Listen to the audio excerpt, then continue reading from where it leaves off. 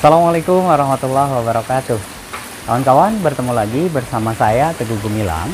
Pada video kali ini saya akan menjelaskan tentang alat-alat apa saja yang harus kita siapkan ketika kita ingin melakukan budidaya perikanan, khususnya budidaya bioflok.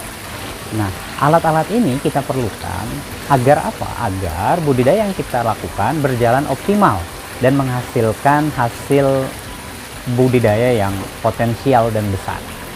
Alat yang pertama yang harus disiapkan adalah pH meter. Fungsinya apa? pH meter ini mengukur kadar keasaman dari air kolam yang dipergunakan untuk kita melakukan budidaya.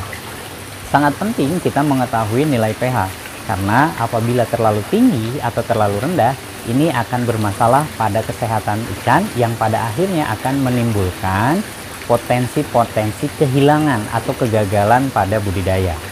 Kemudian yang kedua, itu termometer. Termometer ini berfungsi untuk mengukur suhu dari air kolam. Kenapa suhu itu harus diukur?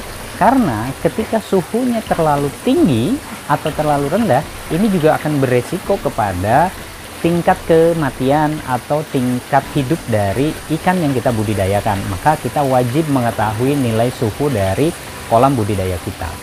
Yang ketiga, itu ada yang disebut dengan InHopCon. InHopCon ini adalah sebuah alat yang berbentuk corong, di mana dia digunakan untuk mengukur kadar flok yang terbentuk dalam kolam budidaya kita. Karena kita melakukan teknik bioflok, maka flok yang tumbuh itu harus kita hitung. Ya. Kemudian yang keempat, ada mesin aerator. Mesin aerator ini fungsinya untuk menambah suplai oksigen. Ketika suplai oksigennya bertambah, maka secara otomatis nilai oksigen terlarut yang ada di dalam kolam budidaya kita itu menjadi lebih besar. Nah, dengan nilai oksigen yang terlarut yang besar inilah, maka suplai oksigen bagi ikan akan sangat baik dan bagus bagi pertumbuhannya. Kemudian yang kelima, ada mesin pompa, ya, pompa air di sini. Tentu karena kita melakukan budidaya perikanan, kita juga memerlukan mesin pompa sebagai apa? Sebagai alat sirkulasi ataupun untuk mendatangkan atau mengeluarkan air, ya. Kita menyedot air dari sumur ataupun dari tandon untuk kita masukkan ke dalam kolam. Itu juga sangat penting. Kemudian alat tambahan lainnya adalah alat-alat perikanan dalam nantinya akan menjadi alat-alat yang kita pergunakan pada saat sortasi ataupun pada saat panen. Contoh, ada ember, kemudian ada serokan ikan, kemudian juga ada timbangan untuk kita melakukan gramasi baik nanti pada saat panen ataupun pada saat kita melakukan pemberian pakan.